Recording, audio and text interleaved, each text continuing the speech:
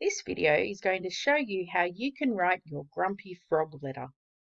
So let's read the letter first. Dear Frank, you won't believe what happened. Last Tuesday, just before 8 p.m, the crew down at Pond 8 were all magically lifted into the air. No idea how or why it happened, but gee, it was an adventure. It was great. We got to chase those mean old birds who normally try and eat us. I had a bit of fun playing knock and run with a guy eating a midnight snack.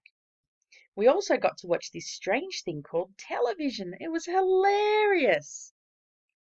It was dangerous though. I almost got eaten by a mangy old dog, but luckily the crew backed me up and we chased him away. We were having so much fun flying around on our lily pads, but then just before dawn we came down with a crashing thud back into Pond 8. It just hasn't been the same since. I keep trying to make my lily pad fly, but it just won't work anymore.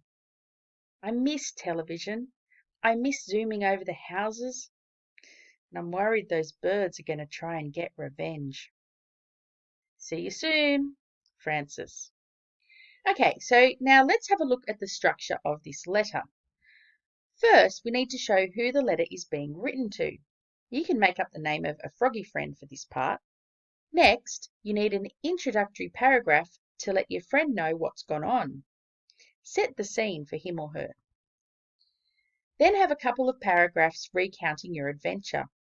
You don't need to say all the events, just a few interesting ones. Add some detail about how you responded to them. Next comes a paragraph recounting how it all came to an end. Finally, finish off your letter with a bit of a personal reflection about how you're feeling about it all.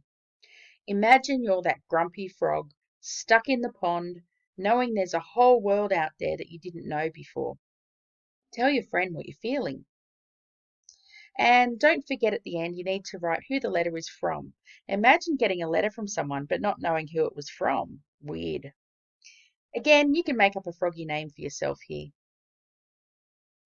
So that's how you can structure your grumpy frog letter, but what about the language and tone of your letter? Well, to begin with, it's okay to write the letter like you're talking. You're writing to a friend, so your tone can be informal. This means it doesn't have to be a serious tone, like if you're writing a letter to the government or a newspaper. Use adjectives and rich vocab so that it creates a picture in the head of your reader. Also, try to express emotion in your writing. Exclamation marks are great to show excitement or even frustration. Sometimes rhetorical questions are as well. These are things like, can you believe it? Or can you guess what happened next? So anyway, there's a few tips on how you can go about writing your grumpy frog letter.